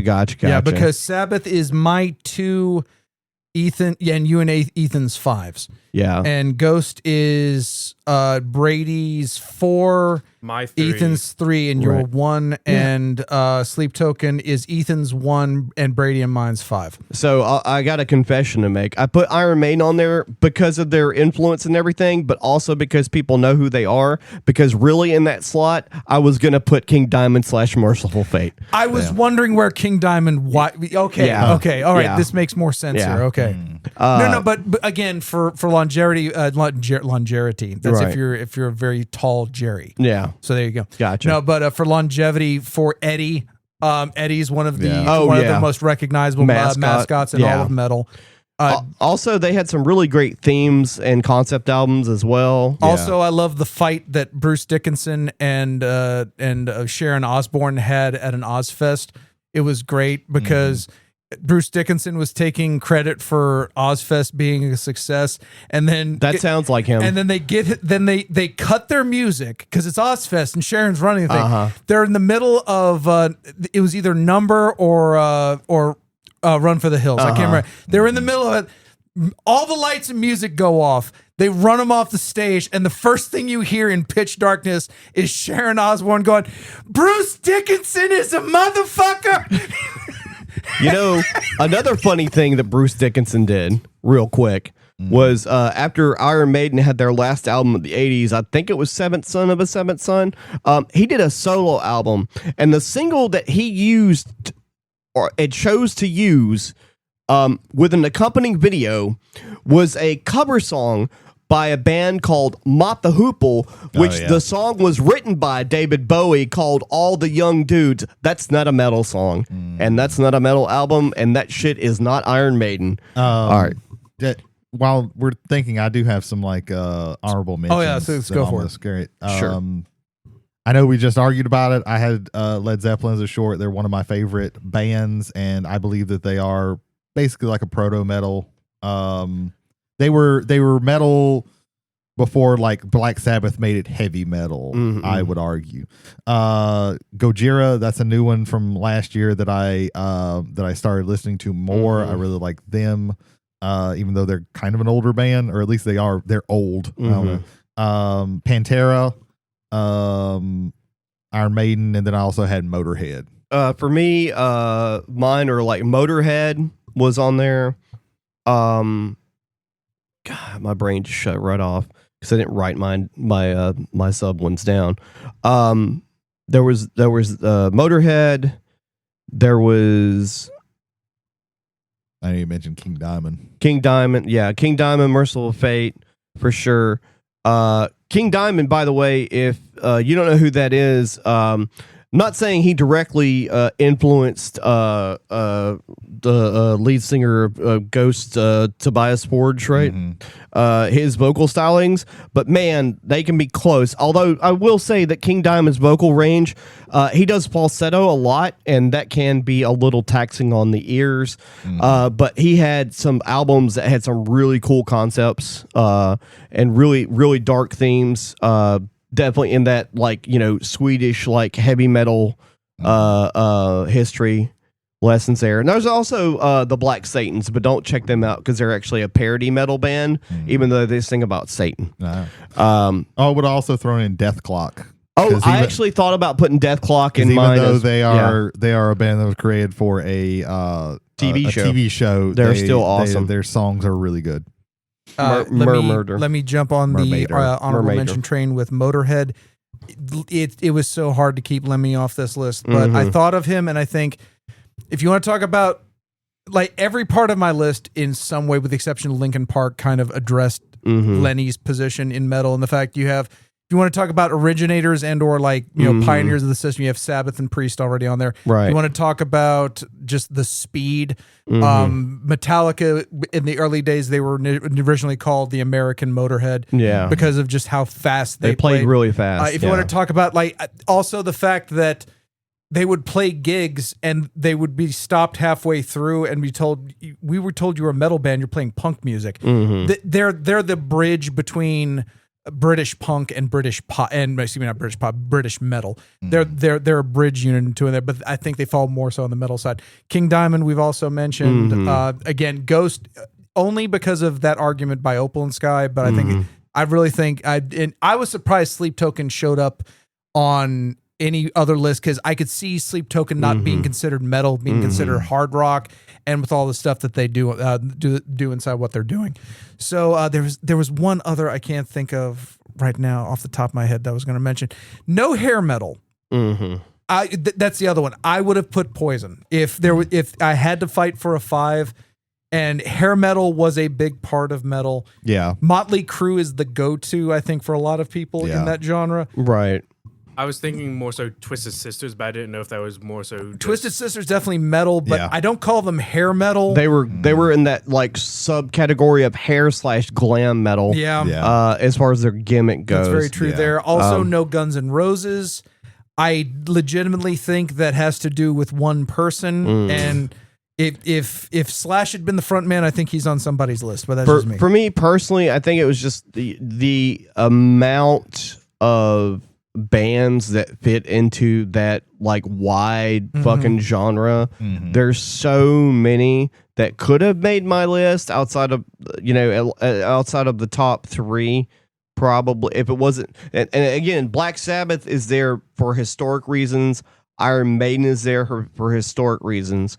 System of a Down is there for cultural reasons, right? Because like they were part of that moment where like metal, again, there was not in the early 2000s, there was like literally like a handful of metal bands that people knew about, like literally a handful, not counting the ones that were still playing from the 90s. I'm counting new metal bands. There were only a handful in EW. In EW metal bands. Not counting like anything that was there prior. Okay, so if we go with the consistency of multiple appearances, System of a Down appears as 3 on Jody's list and 2 on Ethan's. Mm-hmm. My opinion on that is the contemporary that would oppose them in that would be Linkin Park. Mm-hmm. Do we have an argument for or against System of a Down or Linkin Park? Which one would you put on there if we made it that? Oh God! If you Or would do have you want to look at a different parameter? If you would have asked me this while I was in high school, I would have said Linkin Park. Mm-hmm. But I mean, if it's a choice between those two, it's System of a Down. Mhm. I just think like their messages are stronger and more interesting. Mhm. And they do a lot of interesting things. Although, like, I still do have like a soft spot for Linkin Park. I just don't listen to them as much anymore. Yeah. Are Linkin Park locked to a time frame? Like They are they like when I say, I don't even mean like I mean like people trying to find, like children trying to find themselves rock. Definitely those earlier albums, I would say, like mainly the first 2, but like later on when they got like what's the song that was on Transformers, like they kind of like evolved into like a What more I've Done? wider, What I've Done, whatever album that was on, they that's Also by then I'd kind of stopped listening to them as regularly. There's another song on that track that I actually think is even better, which is New Divide. Yeah. Yeah. But when they get into that, it's more of like a 4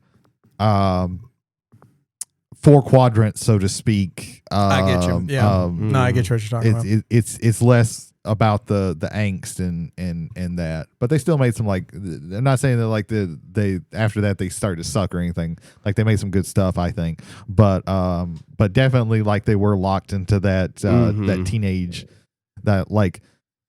You don't have Nirvana anymore or any of these other grunge bands to do teenage angst. So here this is. So here's your new metal we're, band that can do we're it. less rapey than Limp Bizkit. So here. Literally. There's so many bands less rapey than Limp Bizkit. Yeah, this is true. This is true. So would we push now for System to go on to the contenders? I would. I mean, I know it's a moot point because I think I'm the champion of them, but like, if it's that style, motherfucker, they made my list. No. I'm not talking about. I'm talking about more about that style of that specific metal, like genre for me, era. it's Deftones, but like okay. Oh, so okay, we can throw because Deftones in there too, like yeah. I don't consider them new metal, like because they were before all of that. I think that they influenced a lot of that, but I think that they are definitely different than new metal. I think from that. Yeah, but, I would historically I would have to agree with Brady. Historically, Deftones in what would become like new metal. Also, other bands, Deftones influenced quite a lot. Even if you didn't listen to Deftones, they influenced so many bands. Even if they weren't like the avant-garde bands, like the Deftones influenced. They influenced Korn. They influenced System. They influenced I mean, really any new metal. a lot of those bands, and then a lot of the avant-garde stuff they also influenced too, as well outside of those bands. So if it was between like the historical significance versus the cultural impact, even though Deftones did have a Deftones also, side note, during the 90s there was like this thing called extreme sports. Oh yeah, and that was a big one. And they were influenced on hip hop and now metal. those are just sports. Yeah, that's true too. Olympic sports at that. Yeah. But during that time period, they were also very important. As well. But as far as cultural significance, like as far as the mainstream is concerned, if I have to go into that category, I would say System over both Deftones. And I think System just barely above Linkin Park. That's me personally. Let's put it to a spontaneous three-way vote. We have Linkin Park, we have Deftones, we have System of a Down. On 3, just with everything we've talked about, say your nominee. 1, 2, 3. Linkin Park. I hear System and System. Yeah. System gets on there. That would be my second. I have no problem putting System of a Down on here. None. All right, we got one spot left. Yeah, one spot left. Do we want to save at least 2 emails and just say Metallica? I would rather not. Which would you want instead of Metallica? Instead of Metallica. So yeah, contemporaries, we've got what? Metallica, Megadeth, Mastodon. To really put Mastodon's not a contemporary. This Tool's not a contemporary. They're in their own spot. They're in their own. It's a good spot. Tool started in the 90s. Yeah. Mastodon started in the 2000s, I believe, or maybe late 90s. I think it was 2000s. I would much rather for Dave Mustaine to get his flowers and say Megadeth over Metallica. Here's the thing, but that would be funny, but I am not the biggest fan of Megadeth at all. I understand. I don't even respect them like I do like Metallica. That's saying a lot too. Of the ones that remain, that's not in the contenders, I am more familiar with Metallica over Iron Maiden, Megadeth. I think everybody mostly. Well, yeah, I would is more like familiar. Of contemporaries. I would rather put Iron Maiden in there than like Metallica or Megadeth. It would be like Iron Maiden, Metallica, Megadeth for me. But yeah, with like a little gap between, because Metallica, I've listened so much, and I'm kind of just tired of it. I feel the same way you do, but they're probably going to end up. I would imagine. I mean, I can't think of like the fuck it. Why don't we just put Judas Priest on there? Fuck it. Like why? Like, I mean, there's that too, but we have what's on the so far? What we got? We have Ghost, Black Sabbath, Sleep Token, and System of a Down. It's one of the reasons we want to push towards more classical. We definitely do want to get like a more classical. Ghost, Sleep Token, and System of a Down. We've got, I think, the 2000s covered. In my opinion, I think we have the 2000s covered. The 2020s. Yeah. Black Sabbath is the dawn of metal. I think we need something in the Middle Ages. So considering that and widening the berth, because Iron Maiden and Judas Priest are the generation immediately before Metallica and Megadeth. Right. Mm-hmm. So, but if we include that, then we have Megadeth, Iron Maiden, Metallica, Judas. I don't have anything that old. And we could throw Tool in there. Blue Oyster's old, but I would not consider that. To me, Blue Oyster, to me, Sabbath takes Blue Oyster's spot on there. Yeah. Okay, so we've got it down to Megadeth, Metallica, Judas Priest, and Tool. And Tool is, I want to say it's on a precarious footing, but it's it's the one out of the if you said they weren't metal, I would tend to agree with you. Whereas like Megadeth, Metallica, and Judas Priest are absolutely metal. Yeah. And Maiden, excuse me, Megadeth, right. Iron Maiden. I didn't mean to skip that. I apologize. Maiden's there too. I apologize. For me, it'd be a tie between Maiden and Priest. That's how I feel about it. The two that I would be best with is Priest and Maiden. Maiden probably just because like I will listen. Judas Priest is one of those more on the I respect them more than I like listen to them and enjoy them. Historical significance. And Rob Halford's like really cool. Yeah, he is a cool dude. I love that he was like, "Hey, all of you guys who are like homophobic and think all this leather is cool. Do you like dressing up in black and leather and metal?" I took this from the gay scene in in Birmingham. And then he also gave him another middle finger by playing with baby metal, which was great. Yeah. Well, my whole thing is like, it's like, oh yeah, Judas Priest so fucking fuck the gays. I'm like, ram it down, Turbo Lover, hell bent for leather. Yeah. Man, that's almost as bad as Nightmare on Elm Street 2. You didn't see the gay subtext at all. No, okay, whatever. At some point, it just becomes text. At some point, and sometimes it becomes a song. If I had, so we will eliminate Megadeth and Metallica because Dave Mustaine was in both. Okay, fair. So that's how we'll eliminate that. Fair. I don't know if that's a facetious one or if you're actually enjoying the fact that we eliminated Dave Mustaine. I'm fine. Okay, there you go. We're gonna go with there. It's on my list, so I have to go Priest. I have to go Priest between the two of them. Like, no disrespect to Iron Maiden, though picking one over the other contains at least a granular of disrespect. But I'd have to go with Priest. Let's do the vote thing. Let's do the 3, 2, 1 vote thing. Okay, all right. Okay, so on 3, Judas Priest or Iron Maiden. On 3. I have to say this.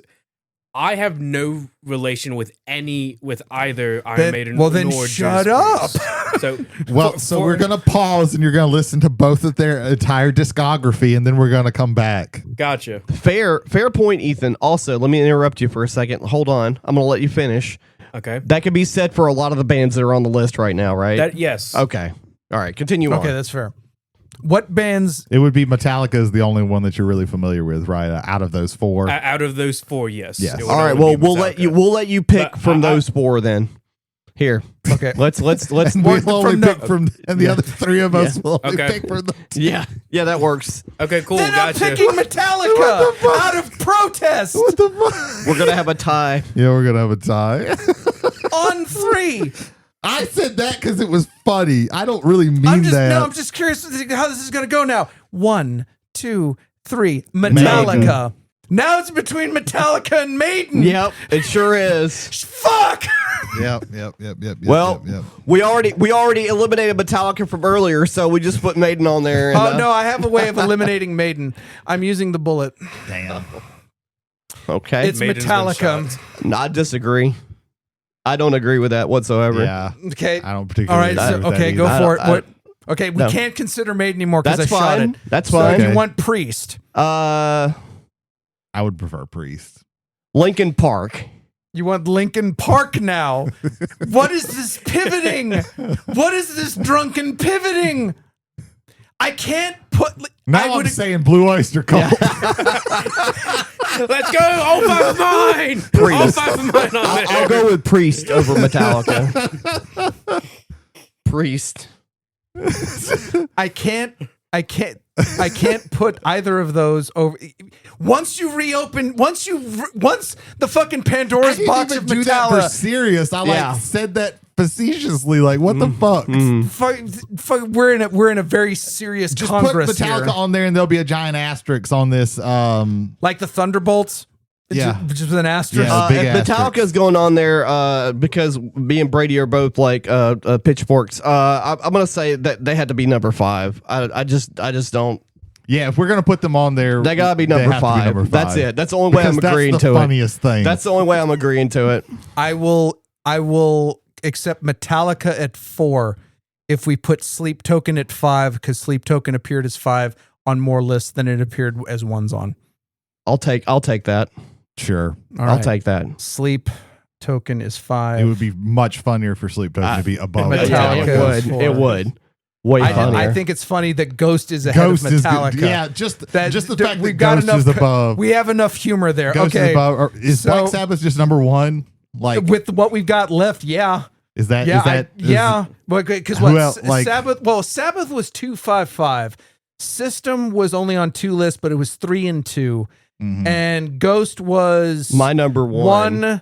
1, 4, 3, and 1, 4. 4, and 3. Mhm. I think Ghost needs to be number 2. So Sabbath, Ghost, System. Yeah, Sure. yep. Fuck yeah. We did it Mhm. somehow. That With a whole lot of compromises. the Range Rover was slipping off. This is how you get shit done in politics. There you go. You got to compromise. The Range Rover was slipping off the Andes Mountains, and we somehow pulled that shit out. No, yeah, for a while there, we were the end of the original Italian Job. Yeah. We were precariously perched. I love how you ride out System of a Down every single time. Yeah. Most people just go. What would I put? Sewed? Yes, most people. You're shitting me. Yes. If they talk, I will. Arj, I will never do that to if you talk about I will say System you're- of a Down and you say a lot, like you're going to you do. I usually just SOAD. say System. Sewed. I just say System. I will say when I did my list, I did put sewed. Yeah, Like when I was writing mine out, I did. Yes, especially if so you're disrespectful. writing like Yeah. it's, Now what this means is that someone else will get the bullet next time, so the bullet no longer has to stay in house. So I that's think good. Jody gets the bullet. No, I decide who gets, yeah. but Yeah. it's there's a 1 in 3 chance Jody will get the bullet. Gotcha. There you go. All right. All right. Oh, wait, no. Ethan, announce to the world our top 5. The only top 5 list that should matter. undisputed top 5 metal bands of all time. Do not at us. At number Please 5, don't. we have Sleep Token. Number 4, Metallica with the largest asterisks you have ever seen. Mm-hmm. Number 3, Sod, System You of a Down. can't even remember it. Sod. You son of a bitch. Sod. Number 2, Ghost, and number 1, Black Sabbath. There you go. We did it. There you go. We happened. We achieved something. I am certain that nobody is going to be mad at this episode. Nope. At all. Nope. Excuse me. Jesus. Even you couldn't get that out. Yeah. 100%. I can't wait till we get that one feedback. Nobody mentioned Kiss. You're right. We I didn't. like one Moving Kiss on. song. And Now it someone's is, going to do that ironically. I like God one damn Kiss it. song, and it's the least Kiss song that Is it the that- I Was Made for Loving You? No, it's Hard that's- Luck Woman. Yeah. Oh, yeah, that's a good one. It's the song that doesn't sound like a Kiss song. Yeah. Actually, I mean, they did have a metal phase in the 80s. They Yeah. had Lick It Up, I know. don't hate it up. I don't hate Kiss, but Kiss is like potato chips. They were like part of that glam hair metal like stuff in the beginning I of love the 80s. Beth. Oh, Beth is great. Beth is a wonderful song. It's not metal though. No, it absolutely isn't Yeah, metal, but I'm but just like, it is if a we're good talking about song. like, yeah, but there you go. It is good. All right, we did it. Pulling into the Don't stop. ask it us again. how. I've already forgotten. Somehow we managed to pull this shit together. Yeah. The metalheads didn't crash the bus. Yeah. What the fuck are we doing? All right, so we McNarb Gaming, wonderful McNarb Gaming. Stop. That's it. Just say that, and it's Yeah. done. All right, that's fair. There you go. Gotcha. All right, we don't know. We know what we're talking about next week, but we don't know how we're framing Ethan, what it. is the show you're we hosting? talked about it. Oh We yeah, that's did right. talk about Yeah, it. That's right. about Ethan, it. explain it. You're the host next week. Ladies and gentlemen, next month we are diving into fantasy as the genre. The first episode of the episode of collections, Reflections of Fantasy, hosted by me. Yeah. That sounds like a softcore porno. We are like it just does. that is something that is definitely a show that was on Cinemax Yeah. at about 1 Yeah. a.m. It's like the last week's episode. But yeah, we might think of a clever name for the fantasy month by next week. Put bets on if we do or not. Probably not, I would say. What's the over under? I'm betting we will. Go down to your local sports book and place a bet on what they're going to call the month of March, May. We're going to call the month of May March. I mean, dude, they're betting All right. on who's going to be the Pope. May, so no, like, you May. can bet on anything. No, May will be March Fantasy Month. For Travelers on the Omnibus, I've been Jody Kite. I've been Ethan Skinner. James McCarthy still. And I'm Brady Davis. We'll keep the lights on for you. No, we don't. They're too expensive. You know, funny thing about We don't pay for the WrestleMania lights. and betting is a guy was like talking about how he got 4 out of 5 of his bets. He lost 1 only because when stuff happens and someone gets replaced in a tag match, you lose the bet because it defaults. So Oh, no. Becky Lynch cost him money. Ooh. So therefore, another reason for me to love Becky Lynch. There you Just go. saying.